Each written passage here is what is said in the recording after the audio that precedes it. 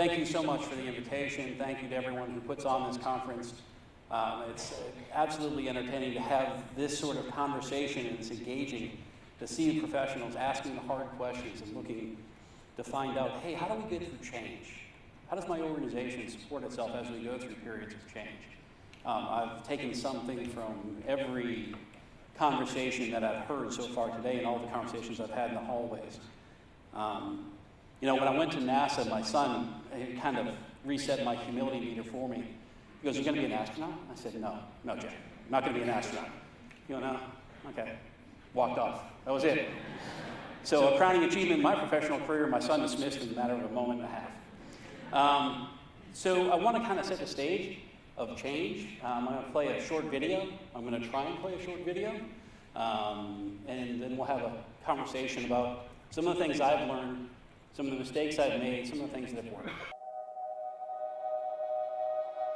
Ignition sequence start. All engines are running. We have taken tremendous steps. We choose to go to the moon before this decade is out. We have achieved the earth-shaking, the breathtaking, the groundbreaking, One small step for man, and left a mark in the heavens. Our successes build one upon another and amplify what is possible. The dawn of Orion. It's time we take the next great leap. We're building the next chapter of American exploration, returning to the moon to stay, so we can go beyond to Mars, to expand what's possible and further our understanding. The architecture for these missions is already taking shape. We will go with new systems, bold designs, and a sustainable mission. You can hear it, taste it, touch it. We are going. We are training, testing, pressing our pioneering spirit into every component, defining our resolve with every line of code, and securing our success with every welcomed partnership. This is not hypothetical. This is not about flags and footprints. This is about sustainable science and feeding forward the advance of the human spirit. Because we are the pioneers, the star sailors, the thinkers, the visionaries, the doers. And because we stand on the shoulders of giants to go farther than humanity has ever been, we will add our names to the rolls of the greatest adventurers in history. Every day, every mission, we advance this calling. We are NASA. And after 60 years, we're just getting started.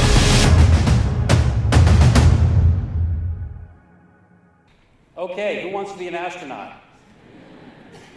I heard Robbie talking earlier about wanting to be an astronaut. I have the official letter from NASA here, which I'll give to him, saying, I'm sorry, didn't quite make the standards that we were expecting. We're going to turn down your application for the astronaut corps. If you don't know, that is probably one of the most competitive jobs in the world. We have 20,000 applications for a class between 6 and 12. And it's a grueling process for folks to kind of go through. What the video you just saw is setting the context for change. Do you think 5, 10, 15, 20 years ago we would have envisioned the place that NASA's in today? We used to compete in the 1970s, right? We didn't collaborate. We used to work very independently. Everything had to be done by government employees. Today we're a workforce of 60,000 people, only 17,000 federal employees. We have over 700 private partnership and 125 international collaborative agreements. We're in a very different place today than we were before. And I can't say that we look back in time, we would have known this is where we would be.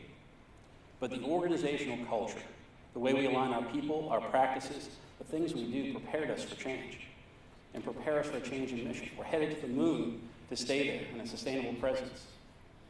You know, in 10 years, we'll be talking about the next journey to Mars. This Saturday at 2:49 in the morning, we'll be launching the first commercially built spacecraft capable of carrying crew to the ISS. Do you think 10 years ago we were thinking that? It's a case for change, man. When you're talking about organizational change and transformation, you got to start with the why. You have to know why. If leadership can't explain why to the masses, if they can't crisply communicate that, start over. Because I don't think you've gone all the way through the process of understanding and preparing your organization for change. Half the organizations I've worked with or been asked to take a look at fail at this step. They don't know the why. I think it's incredibly important that leadership be genuine, for lack of a better word. Employees, managers, organizations aren't stupid. If you're not genuine about the why and really understand how it impacts your employees and work through those issues, I think it's going to be very difficult to be successful. Something that was said earlier, and I couldn't agree with this more. Assume positive intent. Absolutely life-changing if you can assume positive intent in your discussions. For me personally, as we work through change, it changes your mindset of how you look at the problem, the issues, the things that you're working on. I think it's incredibly important to walk in with an open mind and understand that. Now, what are some of the things that can hurt you in organizational transformation? Assumptions. For leadership to assume just because I've dictated this is what's going to happen. I think that's a pitfall that I find many organizations fall into. Assuming that perhaps you've communicated enough. I don't think it's possible to communicate enough. In 3 years, when I was with the Department of Energy and driving transformation, we had over 800 outreach meetings. And I still didn't communicate enough. I think leadership, assuming that this is what I've dictated, so we'll go forward, another pitfall. For an organization preparing for change, there's another concept I'd like to introduce to you of institutional arrogance. We've been good for a very long period of time, therefore we don't have to change. We can stay the same we are today, going forward into the future without any change in what we do or how we do it. I think this is a fallacy. I think it's a problem. I think it's one of those things that's a little below the surface because every organization has some things that they're good at. And if you lose that commitment to change as you're going forward, I think you're going to struggle to be effective in implementing change. When you go past the understanding, you're developing a shared understanding, you have to get to acceptance. You have to understand that change, while an organizational concept, occurs on an individual level. Every person adapts to change differently, they respond to change differently, they behave differently. Understand that. Accept that as going in condition of change. It's one of those things I learned the hard way as I implemented change. I said, well, we're working on this together, everyone gets it, we're moving forward. And I had pockets of folks that were at different places, and you have to address those things differently. I think it's incredibly important to remember a very key concept that change, while an organizational initiative, occurs on a very individual level. When you're driving for advocacy, not every employee is going to sign on and say, oh, this is great, this is super, this is wonderful, I want to go do this. But I think if your communications are frequent, if they're honest, if you're providing relevant information on a timely basis, I think you can develop a communication plan that will help folks get on board and adapt to change as you go forward. Some common mistakes, some things that we have found that can be absolute death. Understand bureaucracy can kill any initiative. If you are wed to bureaucratic processes, if you're not going through change in a way that adapts and changes, saying, here is my box of change, here's how it's going to look when we're done, doesn't work that way. You have to, if you go through the process, you're going to learn. I had a principle I use with my folks called the best ideas win. So it doesn't matter where it came from in the organization. If that idea is better than what we're going in with, and we work collaboratively on that, and we can move forward together, seems like it makes sense. That should win. You have to live that behavior. There are absolutes. There's absolute minimums and absolute maximums. And an organization and an individual's capacity for change is X. When you exceed X and go to X plus something, you're inviting failure. You have to understand that going in. There's an absolute minimum. You have to maintain momentum. You have to maintain leadership support throughout the process. And it requires a lot of conversations. One of the greatest tools is kind of lining up, this is what we said we would do, this is what we did, and this is what resulted. Simple, straightforward, but I've always found it to be very, very effective.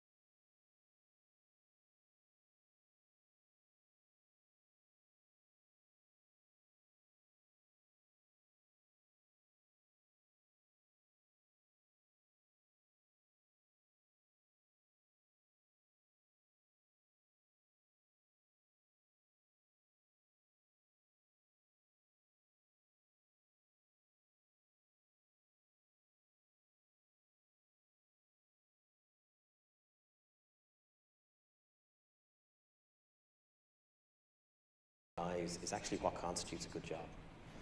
And actually sometimes in our haste to ensure that we're just getting the job done is actually standing back and reflecting and actually saying, well, are all jobs good jobs? Because some jobs aren't. And I think we've a responsibility, a bit like the pensions one, to muck my soapbox again now, to just be thoughtful and reflective about that. I think that's really important. So for me, they're the couple of themes. Okay, that's it. We're out of time. Thanks so much, everybody, and thanks so much to the panel.